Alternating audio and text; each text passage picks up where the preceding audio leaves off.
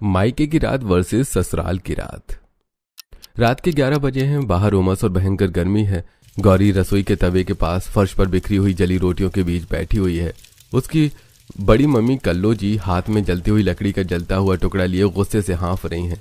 चचेरे भाई निठल्ला और निकम्मा सोफे पर बैठकर हंस रहे हैं और बड़े पापा चतुर सिंह दरवाजे पर खड़े होकर कलाई घड़ियां देख रहे हैं। अरे ओ कल मुंही आंखें फूट गई थी क्या तेरी? या रोटी बनाई है या कोयला? यहाँ मुफ्त का ठूसने के लिए बैठी है? इस घर को धर्मशाला समझ रखा है क्या? बड़ी मम्मी माफ कर दो, चूल्हा बहुत तेज जल रहा था और उमस से चक्कर आ गया था, इसीलिए ध्यान नहीं रहा। मुझे मत मारो, बहुत दर्द हो रहा है।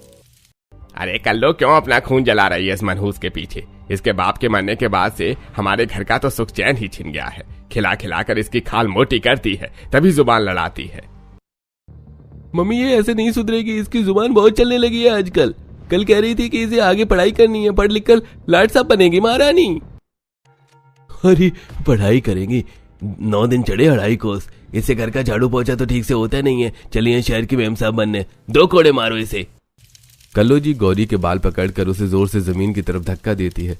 गौरी का सिर रसोई के काउंटर से टकराता है। चूड़ियां टूट जाती हैं और वो दर्द से चीख पड़ती है और बेहोश हो जाती है। रात के 2 बजे उसे होश आया है।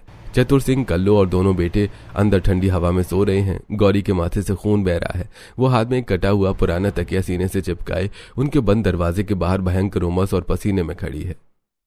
ताई जी, मुझे बहुत तेज गर्मी लग रही है, क्या मैं आपके कमरे में सो जाऊं?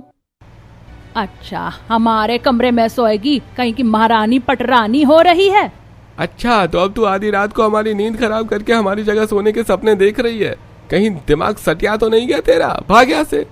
हे भगवान, कैसी है ये मेरी मायके की रात, जहाँ बाहर जून की भयंकर लू चल रही है, सब लोग अंदर सो रहे हैं और मैं, क्या मेरा कोई घर नहीं है? अरे ओ मनहूस की औलाद, अब यहाँ बाहर खड़ी होकर क्या भूतनी की तरह दरवाजे पर मंडरा रही है? जा नीचे उस कोठरी में जाकर मर। और हाँ, बाहर की ये लाइट बंद कर देना। बिजली का बिल क्या तेरे मरे हुए बाप के खाते से आएगा? बड़ी मम्मी, उस कोठरी में एक भी खिड़की नहीं है, घुट घुट कर दम निकल जाएगा मेरा, और वहाँ बहुत मच्छर है। मुझे यहीं फर्श पर। मम्मी, बाहर इसका भौंकना बंद करवाओ, हमारी नींद खराब हो रही है। ज्यादा नखरे दिखाए तो लात मार कर सीधे घर के बाहर फेंक दूंगा, फिर सड़क पर काटना अपनी रातें। कल्लो जी गौरी को जोर से धक्का देकर उस अंधेरे छोटे स्टोर रूम में धकेल देती है और बाहर से लोहे की भारी कुंडी चढ़ा देती है। स्टोर रूम में बंद होते ही गौरी घुटनों के बल बैठ जाती है। मच्छरों का झुंड उसके चेहरे पर मंडराने लगता है और पसीने से भीग जाती है।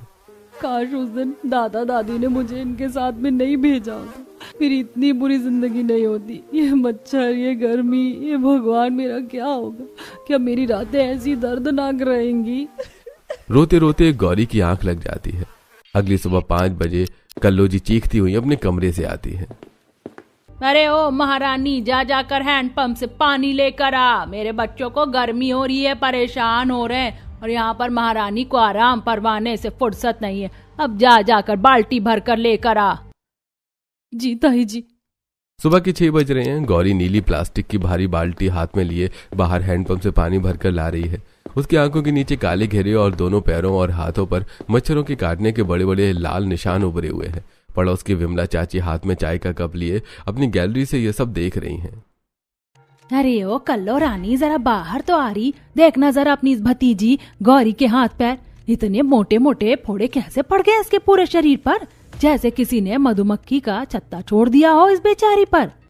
अरे विमला चाची, क्या बताएं तुम्हें, ये गौरी जो है ना, पूरे घर की मिठाई अकेले ही सफा चट कर जाती है अंदर बैठ के। अब तुम तो जानती हो, जिसका खून इतना मीठा होगा उसे तो मच्छर ज्यादा काटेंगे ही ना। सारा खून चूस गए इसके। देखो, हमारे निठल्ला निकम्मा को तो एक मच्छर भी नहीं छूता। हाँ चाची, मुझे अच्छे से पता है कि इस घर में किसका खून मीठा है और किसकी जुबान कड़वी है, जो रात दिन मेरे जीवन में जहर घोल रही हैं। अच्छा, हमें तो लगा कि बेचारी को रात भर कोठरी में बंद करके मच्छरों से कटवाती हूँ। चलो मिठाई कम खिलाया करो फिर।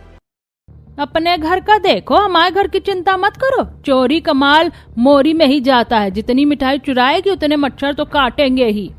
कल्लू जी विमला के अंदर जाते ही गौरी का कान पकड़कर उसे अंदर खींचती हैं। ओ कलमुही मनूस, बाहर खड़े होकर तमाशा मत दिखा, अंदर जाकर सीधे चूल्हा फूंक। दोपहर के 2 बजे हैं। सूरज की सीधी और तीखी धूप खुले आंगन में पड़ रही है। जमीन का फर्श तवे की तरह तप रहा है। अरे ओ कामचोर, सीधे इस तपते फर्श पर घुटनों के बल बैठ और पूरे आंगन का पोछा लगा। बड़ी मम्मी छाले पड़ गए हैं पैरों में, थोड़ी देर छांव में बैठ जाने दो। अरे ज्यादा जुबान मत लड़ा, चुपचाप काम कर, नहीं तो रात को दाने दाने को तरसा दूंगा। तपती धूप में गौरी छत का पोंछा लगाती है और पसीने में भीगती हुई दिन भर काम में लगी रहती है। शाम के 7 बजे हैं। निठल्ला और निकम्मा गौरी को दोनों हाथों से पकड़कर घसीट कर ला रहे हैं। वो उसे घर के कोने में बने एक छोटे अंधेरे स्टोर रूम की तरफ ले जा रहे हैं, जहां कबाड़ भरा है। बहुत रो रही थी ना दोपहर में, आज तेरी आवाज इस कोठरी से बाहर नहीं जानी चाहिए। छोड़ो मुझे, बड़े बाबू बचाओ। बैठिया अंधेरे में, आज रात का खाना बंद है तेरा। निठल्ला निकम्मा गौरी को कमरे में बंद करके लोहे की भारी कुंडी चढ़ाकर ताला बंद कर देते हैं। अंदर से गौरी के दरवाजा पीटने की दबी दबी आवाज आती है। न रात के 1:30 बजे है। आसमान में बिजली कड़क रही है पर हवा बिल्कुल बंद है। निठल्ला और निकम्मा स्टोर रूम का ताला खोलकर गौरी को बालों से पकड़कर खींचते हुए सीढ़ियों से ऊपर खुली छत पर लाते हैं। नीचे कोठरी में तेरे रोने की आवाज से पापा की नींद खराब हो रही थी। आज की पूरी रात तू इसी तपती हुई छत पर काटेगी। भैया ऊपर बहुत मच्छर है, हवा भी नहीं चल रही, मेरा दम घुट जाएगा, मुझे नीचे सीढ़ियों में सो जाने दो। चुपचाप पड़ी रहे यहाँ पे, सुबह 5 बजे नीचे आकर पानी भरना है, याद रखना। छत का दरवाजा बाहर से बंद हो जाता है। गौरी अकेली पसीने से लथपथ मच्छरों के झुंड के बीच छत पर घुटनों में सिर छिपाकर सुबक रही है। अगले दिन दोपहर के 3 बज रहे हैं। बाहर जून की चिलचिलाती धूप और भयंकर गर्मी है। रसोई के कोने में एक स्टील की थाली में सूखी फफूंद लगी बासी रोटियां रखी हैं। गौरी पसीने से पूरी तरह भीगी हुई है और उसने ताई कल्लो जी के जबरदस्ती करने पर ऊन का भारी सर्दियों वाला स्वेटर पहन रखा है। बड़ी मम्मी, भगवान के लिए मुझ पर तरस खाओ। जून का महीना, इस भारी स्वेटर में मेरा दम घुट रहा है, बहुत पसीने आ रहे हैं मुझे दूसरे कपड़े दे दो। अरे ओ महारानी, नए कपड़े क्या तेरे लिए आसमान से टपकेंगे? गर्मियों के कपड़े फट गए तो क्या इन सर्दियों के कपड़ों का अचार डालेगी? चुपचाप पहन इसे, नहीं तो धूप में खड़ा कर दूंगी। ज्यादा नखरे मत कर, ले चुपचाप ये रोटी खा और बर्तन मांजने बैठ। भैया ये 3 दिन पुरानी बासी रोटी, इसमें से बदबू आ रही, मुझसे नहीं खाई जाएगी। खानी तो यही पड़ेगी, नहीं तो आज का क्या अगले 2 दिन का दाना पानी बंद कर दूंगा। हमारी मम्मी के दिए कपड़ों और खाने पीने में मीन वेग निकालती है। तभी चतुर सिंह कमरे से बाहर आकर कड़कड़ाते हुए चिल्लाते हैं। निठल्ला निकम्मा, इसका रोना धोना बंद कराओ। जरा सा काक क्या कह दिया जैसे पहाड़ टूट पड़ा इस पर। इसे ले जाकर वापस कोठरी में बंद करो, इसकी अकल भी ठिकाने आएंगी। उस भयंकर गर्मी में भारी स्वेटर पहने गौरी को निठल्ला और निकम्मा जबरदस्ती धक्का देकर फिर से उस अंधेरी कोठरी में डाल देते हैं। गर्मी और भारी कपड़ों के कारण गौरी का चेहरा लाल पड़ चुका है। वो बेहोश होने की हालत में फर्श पर गिर जाती है। तभी कल्लो जी के फोन पर गांव से राजेश्वरी जी का फोन आता है। कल्लो जी तुरंत गौरी को घसीट कर अपने पास लाती हैं। उसके बाल पीछे से कसकर पकड़ लेती हैं। हेलो, अरे हाँ माँ जी, पाए लागू। हाँ सब ठीक ठाक है शहर में। गौरी? हाँ गौरी तो मेरे पास ही बैठी है, बड़े लाड प्यार में है। हाँ कल्लो बहू, ज्यादा हमारी गौरी से बात तो कराओ, बड़े दिन हो गए उसकी आवाज सुने। ठीक से तो है ना मेरी बच्ची? ले बात कर, और याद रखना अगर एक शब्द भी उल्टा सीधा मुंह से निकाला तो तेरी खाल उधेड़ दूंगी। हाँ दादी, मैं बिल्कुल ठीक हूँ। बड़ी मम्मी मुझे बहुत प्यार से रखती हैं, रोज अपनी पसंद का खाना खिलाती हैं। आप अपनी सेहत का ध्यान रखना। गौरी बेटा सुनो, शहर के बड़े रईस देव प्रकाश अग्रवाल जी के बेटे आकाश का रिश्ता आया है तुम्हारे लिए। बहुत बड़ा खानदान है, वो लोग लड़की देखना चाहते हैं, इसलिए हम भी कल सुबह तक शहर आ रहे हैं, वहीं बैठकर बात पक्की करेंगे। गौरी के हाथ से फोन छूटकर सोफे पर गिर जाता है। वो डर और घबराहट से थर थर कांपने लगती है। चतुर सिंह तुरंत फोन काटकर आगे आते हैं। अरे बाप रे कल्लो, ये क्या सुन रहा हूं मैं? है? अगर माँ बाबूजी कल सुबह यहाँ आ गए और उन्होंने गौरी का ये हाल देख लिया, ये फटे पुराने कपड़े और चेहरे पर मार के निशान और मच्छरों के चकत्ते, तो छोटे भाई के गांव वाली सारी जायदाद हमारे हाथ से निकल जाएगी। वो सब गौरी के नाम कर देंगे। मम्मी, इस कलमुई का रिश्ता इतने बड़े अग्रवाल खानदान में कैसे हो सकता है? वो तो शहर के सबसे बड़े रईस हैं। तुम सब चुप रहो, अभी 2 दिन का समय हमारे पास। भागते चोर की लंगोटी ही सही, इस शादी के बहाने हम गांव की सारी प्रॉपर्टी पहले अपने नाम करवा लेंगे। चतुर सिंह जी, तुम अभी इसके हुलिया को सुधारने का बंदोबस्त करो, वरना हमारा पूरा खेल बिगड़ जाएगा। कल्लू जी की बात सुनकर निठल्ला और निकम्मा कुटिलता से हंसने लगते हैं। चतुर सिंह अपनी जेब से पैसे निकालकर निठल्ला को देते हैं। निठल्ला, ये पकड़ पैसे। अभी इसी वक्त बाजार लेकर जा इसे, और 2 जोड़ी पटरी वाले सस्ते सूट और एक प्लास्टिक की चप्पल दिलाकर ले आ इसे। और हाँ, रास्ते में मेडिकल स्टोर से वो मच्छरों के चकत्ते और मार के निशान मिटाने वाली क्रीम जरूर ले आना। हाँ बाबा, आप चिंता मत करो, इसका ऐसा हुलिया बदल दूंगा कि लड़के वाले और दादा दादी देखते ही रह जाएंगे, किसी को शक भी नहीं होगा। तभी कल्लू जी गौरी को बालों से पकड़कर सोफे के पास खींचती है। और सुन रे कल मुही, ये जो नए कपड़े और क्रीम मिल रही है ना तुझे, ये सिर्फ 2 दिन का नाटक है। अगर कल लड़के वालों के सामने तूने जरा सा भी रोना धोना किया या दादा दादी को अपनी आप बीती सुनाई तो विदाई से पहले तेरा वो हाल करूंगी कि यमराज भी कांप उठेगा। सीधे जायदाद के कागजात पर साइन करेगी, तू समझ गई? हाँ हाँ बड़ी मम्मी, मैं कुछ नहीं बोलूंगी, जैसा आप कहोगे मैं वैसा ही करूंगी, मुझे मत मारना। अगले ही पल निठल्ला गौरी का हाथ बेरहमी से पकड़कर उसे झटके से घर के बाहर बाजार की तरफ घसीटते हुए ले जाता है। दोपहर का समय है, बाजार में भयंकर भीड़ और शोर शराबा है। सूरज की तेज धूप चमक रही है। निठल्ला गौरी को खींचते हुए एक कपड़े के ठेल के सामने लाकर खड़ा करता है। गौरी शर्म और डर के मारे अपनी फटी हुई आस्तीन से चेहरा छिपाने की कोशिश कर रही है। ए भाई, इस लड़के के नाम के 2 सबसे सस्ते वाले सूट निकाल, जो सबसे कम दाम का हो वही दे। भैया पैरों में छाले पड़ गए, वो प्लास्टिक वाली चप्पल भी दिला दो, रास्ता बहुत गर्म है। चुपचाप खड़ी रहे, या भिखारी की तरह मांगना बंद कर, ज्यादा महारानी मत बन, चुपचाप ये सूट पकड़। सूट हाथ में लेकर निठल्ला आगे बढ़ता है और एक मेडिकल स्टोर के सामने रुकता है।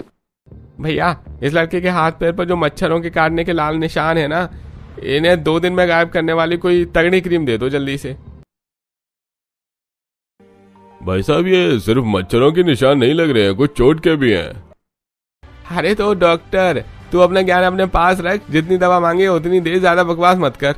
दुकानदार सहम कर क्रीम दे देता है। निठल्ला वो क्रीम और कपड़े गौरी के हाथ में जोर से मारता है।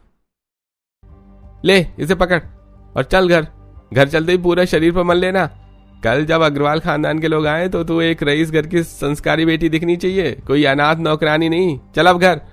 निठल्ला गौरी को डराता धमकाता हुआ वापस अपने घर लाता है। घर के कोने में बैठकर गौरी कांपते हाथों से अपने जख्मों और मच्छरों के निशानों पर वो क्रीम लगा लेती है। लेकिन क्या जिस शादी के लिए गौरी को इतना तैयार किया जा रहा है, क्या वो शादी गौरी की जिंदगी में नया सवेरा और खुशनुमा रातें लेकर आएगी? कमेंट में बताइएगा। खैर, 2 दिन बाद सुबह के 11 बजे हैं। गांव से दादा दादी आ गए हैं और सोफे पर बैठे हैं। दूसरी तरफ देव प्रकाश जी, उनका बेटा आकाश और गायत्री जी बैठे हैं। चतुर सिंह और कल्लू जी हाथ जोड़कर उनकी खातिरदारी में लगे हैं। गौरी कोने से नई चप्पल और ठेल वाला नया सूट पहनकर कांपते हाथों से चाय का नाश्ता लेकर हॉल में आती है। क्रीम लगाने की वजह से उसके निशान थोड़े हल्के पड़ चुके हैं। आइए आइए देव प्रकाश दी, धन्य भाग हमारे जो आप जैसे बड़े रईस हमारे घर आए।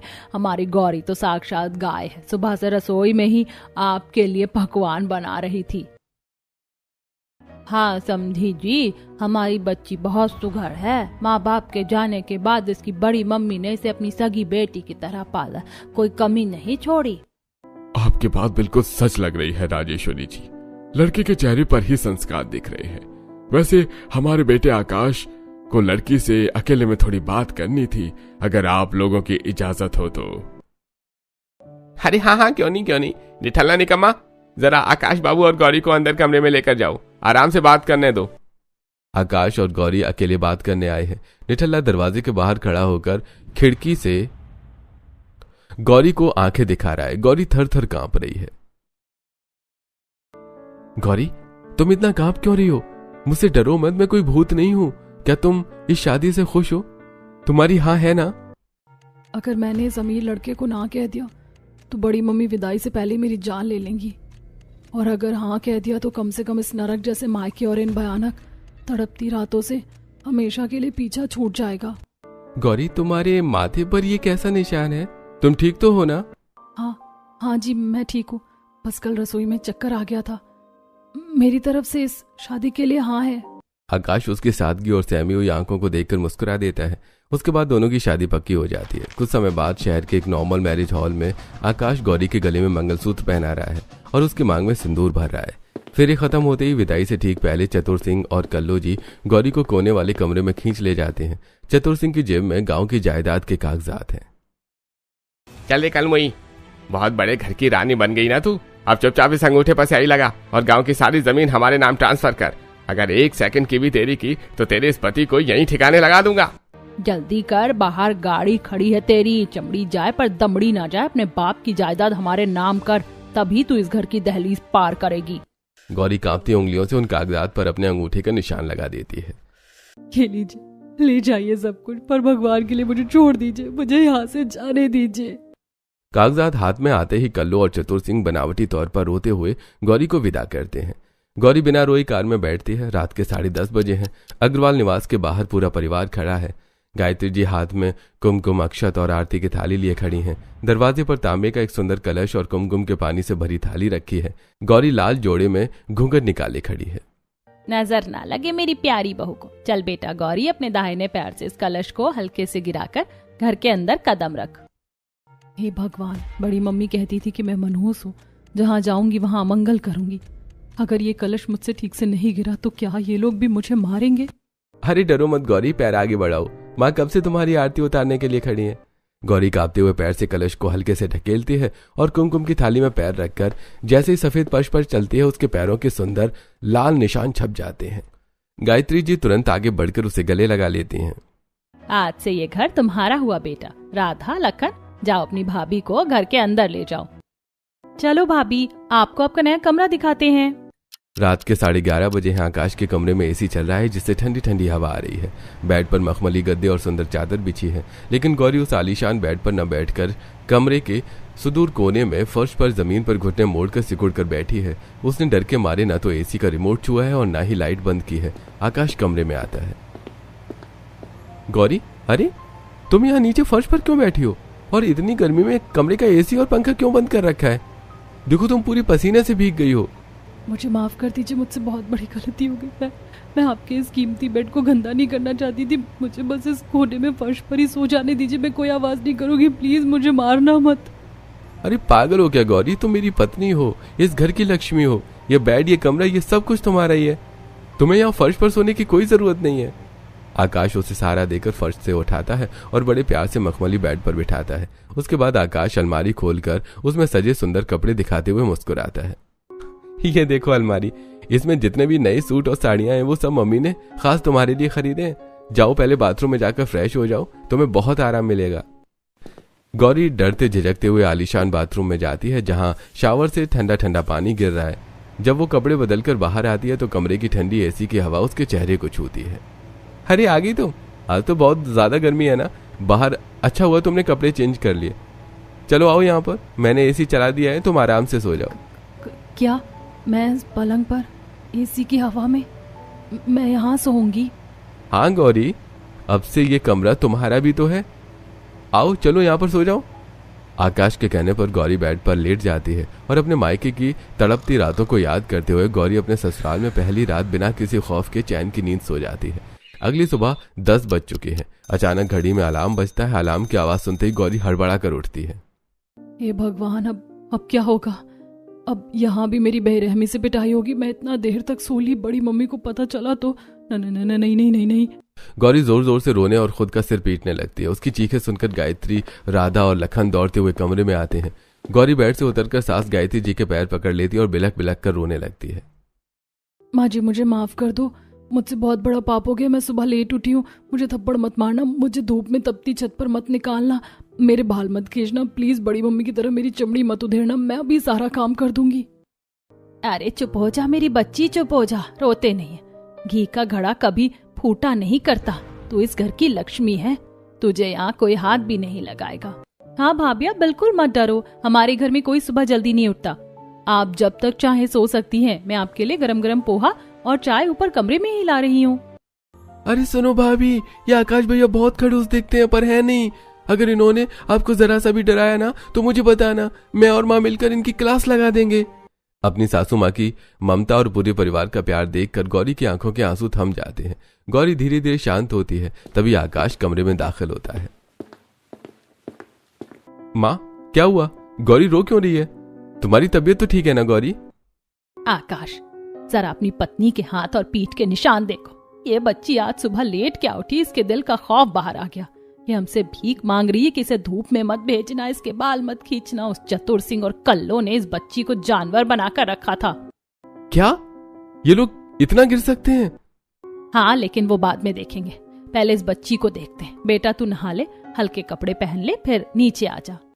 जी ठीक है मम्मी जी। सुबह के 10:30 बजे हैं। सासू माँ गायत्री जी रसोई में खड़ी हैं। गौरी हिचकिचाती हुई रसोई के दरवाजे पर खड़ी होती है। गायत्री जी के हाथ में गरम गरम पोहे की प्लेट और चाय का कप है। अरे गौरी आ गई बेटा, चल पहले गरम गरम पोहा खा और चाय पी। माँ जी, मायके में अगर रात को जरा सी भी देर से सोऊं तो सुबह 4 बजे ही बड़ी मम्मी लात मारकर उठा देती थी। कहती थी कि मुफ्त की रोटियां तोड़ती है, पहले सारा काम कर। आज पहली बार सुबह की धूप देखकर भी मुझे डर नहीं लग रहा। वो मायके की काली रातें थी मेरी बच्ची, उन्हें भूल जा। अब तू ससुराल की रातों को याद रखना बस। गायत्री जी खुद अपने हाथों से गौरी को पहला निवाला खिलाती हैं। नाश्ता करने के बाद सासू माँ और आकाश उसे लेकर लिविंग रूम में आते हैं। लिविंग रूम में पूरा परिवार बैठा है। फोन पर गांव से दादा हरिप्रसाद और दादी राजेश्वरी वीडियो कॉल पर हैं। गौरी हिचकिचाते हुए दादा दादी से बात कर रही हैं। गौरी बेटा कैसी है तू? ससुराल में सब ठीक तो है ना? हाँ दादी, यहाँ सब बहुत अच्छे हैं। मुझे मखमली गद्दे पर सुलाते हैं, एसी वाले कमरे में रखते हैं। मायके जैसी तकलीफ यहाँ नहीं है।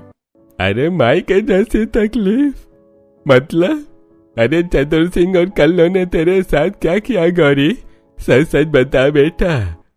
दादाजी, जब माँ पापा गुजर गए और मैं अपना झोला लेकर ताऊ जी के घर आई थी, तब से लेकर शादी की आखिरी रात तक मुझे कभी चैन की नींद सोने नहीं दिया गया। विदाई की रात को भी बड़ी मम्मी ने मेरा गला दबाने की कोशिश की थी और जबरदस्ती अंगूठा लगवा लिया था। गौरी रोते हुए उठकर अंदर चली जाती है। दादा दादी एकदम शॉक्ड रह जाते हैं।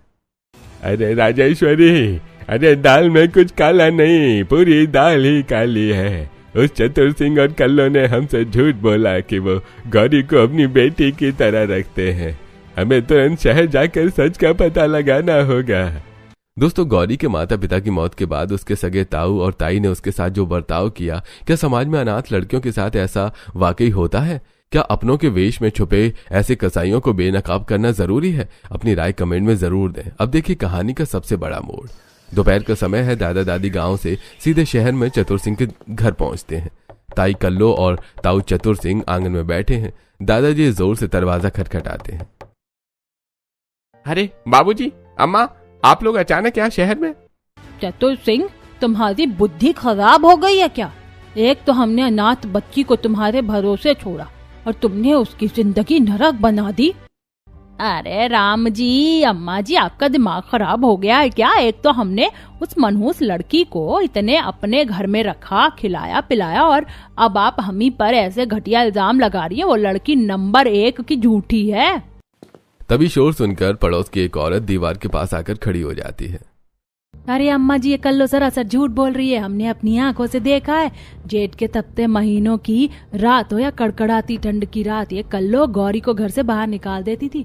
वो बच्ची हाथ में तकिया लेकर बाहर खड़ी रोती रहती थी। अंदर ये लोग एसी में सोते थे, मच्छर उसे काटते थे, पर इन्हें तरस नहीं आता था। इन लोगों ने उस बच्ची को जानवर से बदतर बना कर रखा था। पड़ोसन की बात सुनते ही दादा हरिप्रसाद का खून खौल उठता है। उनका गुस्सा 7वें आसमान पर पहुंच जाता है। अरे नहीं दरिंदे, अपनी ही सगी भतीजे के साथ ऐसा जुल्म, अरे धिक्कार है तुम पर। बाबूजी, आप हाथ क्यों उठा रहे? वो प्रॉपर्टी हमारी है। एक ढेला नहीं मिलेगा तुम लालचियों को। वो सारी प्रॉपर्टी गौरी के नाम की थी और उसी की रहेगी। दादाजी तुरंत जेब से फोन निकालते हैं और गौरी के ससुर देव प्रकाश जी को फोन लगाते हैं। देव प्रकाश जी, मैं गौरी का गुनहगार दादा बोल रहा हूँ। हमसे बहुत बड़ी भूल हो गई। हमारी भूल सी बच्ची को इन भेड़ियों ने जीते जी नरक की आग में झोंक रखा था। उसकी हर रात आंसुओं में बीती है। अब सब आपके हाथ में है देव प्रकाश जी। मेरी बच्ची का ध्यान रखिएगा। आप फिक्र मत कीजिए दादाजी। अगर मायके की उसकी हर रात दर्दनाक थी, तो अग्रवाल परिवार का वादा है कि ससुराल की उसकी हर रात हम खुशियों से सराबोर कर देंगे। गौरी के ससुर जी ने जो वादा किया था, उसे अग्रवाल परिवार के हर सदस्य ने निभाया। मायके की वो डरावनी रातें अब बीत चुकी थी और ससुराल की हर रात गौरी के लिए सुख की मिसाल बन रही थी। रात के 11 बज रहे हैं। पूरा परिवार गौरी को लेकर लॉन्ग ड्राइव पर जा रहा है, गाड़ी में बैठे हुए।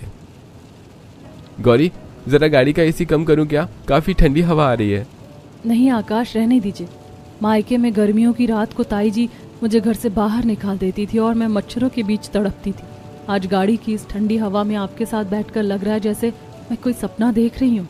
सपना नहीं, हकीकत है बेटा। चलो आज सब मिलकर रात की ठंडी हवा में केसर पिस्ता आइसक्रीम खाएंगे। और भाई आइसक्रीम खाते खाते कल रात का प्लान भी तो फाइनल कर लो। कल शहर में वो बहुत बड़ा VIP म्यूजिक कॉन्सर्ट है ना? हाँ, टिकट मैंने पहले ही बुक कर ली है।